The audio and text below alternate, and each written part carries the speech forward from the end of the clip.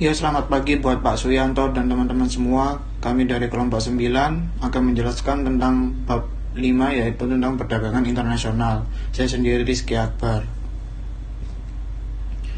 Nah, di sini yang pertama yaitu pengertian tentang perdagangan internasional, di mana perdagangan di antara kedua belah pihak yang berasal dari negara yang berbeda berdasarkan pada perjanjian yang telah disepakati oleh kedua belah pihak. Pihak yang dimaksud juga dapat berupa individu, perusahaan, maupun pemerintahan. Dalam perdagangan internasional dapat dibagi menjadi 3 macam bentuk, yaitu yang pertama perdagangan bilateral, yang kedua perdagangan regional, yang ketiga perdagangan multilateral. Yang pertama perdagangan bilateral, perdagangan yang dilakukan antar dua negara, ya seperti Indonesia dengan Singapura, Indonesia dengan Malaysia, Indonesia dengan Jepang, dan lain-lain. Dan untuk yang kedua yaitu perdagangan regional, perdagangan yang dilakukan oleh negara-negara yang berada pada lingkup kawasan tertentu seperti ASEAN dan Uni Eropa. Dan yang ketiga yaitu perdagangan multilateral, di mana perdagangan antar negara tanpa dibatasi kawasan tertentu. Untuk multilateral ini sendiri yaitu hampir sama dengan bilateral, cuma perdagangan multilateral ini bisa dilakukan lebih dari 2 negara seperti Indonesia, Malaysia dengan Singapura itu melakukan kerjasama dengan Jepang, seperti Jepang mengekspor alat transportasinya ke 3 negara tersebut dan lain-lain. Dan di sini untuk manfaat dari perdagangan internasional ada 5 diantaranya, yaitu yang pertama memperluas pangsa pasar sehingga meningkatkan efisiensi produksi. Yang kedua memperoleh barang yang tidak dapat diproduksi sendiri. Yang ketiga sebagai sumber devisa negara. Yang keempat memperoleh keuntungan dari spesialisasi. Dan yang kelima mendorong alih teknologi. Sekian presentasi dari saya, nanti selanjutnya akan dilanjutkan oleh teman saya. Ya, oke, selanjutnya ada merkantilisme, yaitu perdagangan antar kelompok orang yang berbeda telah terjadi selama ribuan tahun. Tapi itu tidak sampai abad ke-15, orang mulai mencoba menjelaskan mengapa perdagangan terjadi dan bagaimana perdagangan bisa menguntungkan kedua belah pihak untuk pertukaran. Next ada bagaimana merkantilisme ini bekerja. Ketika navigasi adalah ilmu yang cukup baru, orang Eropa menjelajahi dunia melalui laut dan mengklaimnya tanah yang mereka temui atas nama monarki Eropa yang mendanani semua perjalanan mereka. Awal dari penjajahan mereka mendarat di Afrika, Asia, dan Amerika, tempat mereka mendirikan koloni. Kolonial perdagangan dilakukan untuk kepentingan negara induk dan menjadi daya tarik koloni adalah sumber daya yang melimpah. Oke, selanjutnya ada 3 pilar utama negara menerapkan merkantilisme.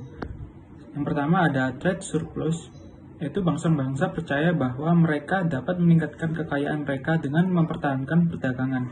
Surplus kondisi yang terjadi ketika nilai ekspor suatu negara lebih besar daripada nilainya impornya.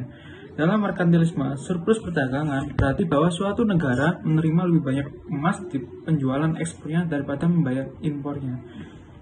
Lalu ada government intervention, yaitu pemerintahan secara aktif melakukan intervensi dalam perdagangan internasional untuk mempertahankan surplus perdagangan. Menurut merkantilisme, akumulasi kekayaan bergantung pada meningkatkan surplus perdagangan suatu negara, tidak selalu meningkatkan nilai total atau volume perdagangannya. Yang ketiga ada kolonialisme, yaitu negara-negara merkantilisme memperoleh wilayah atau koloni di seluruh dunia untuk dijadikan sebagai sumber bahan mentah yang murah dan sebagai pasar barang jadi dengan harga lebih tinggi. Perdagangan antara negara merkantilisme dan negara mereka, koloni adalah sumber keuntungan besar bagi kekuatan merkantilis. Koloni menerima rendah harga bahan baku dasar tetapi membayar harga tinggi untuk barang jadi. Kebijakan merkantilis dan kolonial sangat memperluas kekayaan negara yang menerapkannya. Kekayaan ini memungkinkan negara untuk membangun tentara dan angkatan laut untuk mengontrol jarak jauh. Selanjutnya ada Theories of Absolute and Comparative Advantage. Ekonom Skotlandia Adam Smith pertama kali mengemukakan teori perdagangan keuntungan absolut pada tahun 1776. Kemampuan suatu negara untuk menghasilkan barang dengan lebih efisien daripada negara lain disebut keuntungan mutlak.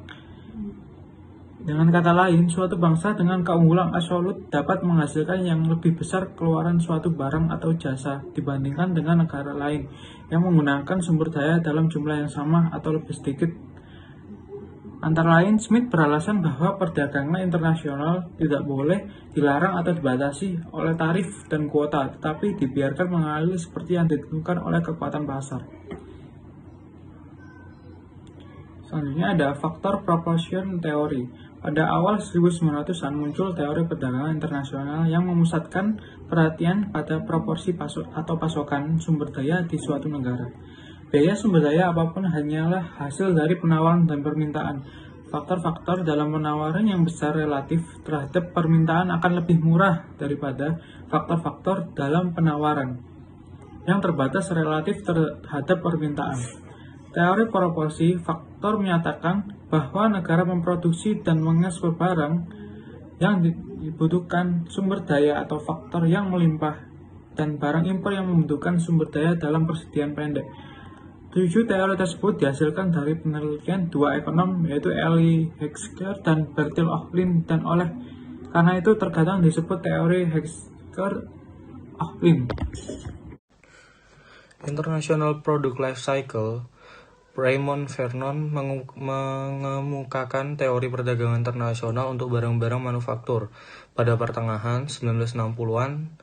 Teori siklus hidup produk internasionalnya mengatakan bahwa sebuah perusahaan akan mulai dengan mengekspor produknya dan kemudian melakukan investasi asing langsung saat produk bergerak melalui siklus hidupnya. Teori ini juga mengatakan bahwa sejumlah alasan ekspor suatu negara pada akhirnya menjadi penting. Vernon mengembangkan model tersebut, modelnya hanya di sekitar Amerika Serikat. Tetapi teori ini juga berlaku untuk pasar yang berkembang dan inovatif seperti Australia, Uni Eropa, dan Jepang. New Trade Theory. Selama tahun 1970-an dan 1980-an, teori lain muncul untuk menjelaskan pola perdagangan. Teori perdagangan baru menyatakan bahwa ada keuntungan yang biasa didapat dari spesialisasi dan peningkatan ekonomi skala. Perusahaan pertama ke pasar dapat menciptakan hambatan untuk masuk. Pemerintah dapat berperan dalam membantu perusahaan asalnya. Teori ini lebih menekankan produktivitas daripada sumber daya suatu negara, sejalan dengan teori keunggulan komparatif tetapi bertentangan dengan teori proporsi faktor. First mover advantage. Keuntungan penggerak pertama ialah keuntungan ekonomi dan strategis yang diperoleh dengan menjadi yang pertama perusahaan untuk memasuki suatu industri. Keunggulan yang pertama yaitu ia dapat menciptakan penghalang yang tangguh untuk masuk untuk saingan potensial. Nomor 2 yaitu teori perdagangan baru juga menyatakan bahwa suatu negara dapat mendominasi dalam ekspor produk tertentu karena memiliki perusahaan rumahan atau UMKM yang memperoleh keuntungan sebagai penggerak pertama. National Competitive Advantage. Aspek dari pembangunan ekonomi suatu negara yang dapat memberikan keunggulan kompetitif nasional. Nomor 1. Negara-negara termiskin cenderung berinvestasi pada penggerak fundamental pertumbuhan produktivitas seperti infrastruktur dasar. Negara-negara kaya biasanya memanfaatkan kemajuan teknologi terkini untuk meningkatkan produktivitas. Nomor 3 yaitu terdapat peran potensial yang menjadi faktor ekonomi berkelanjutan.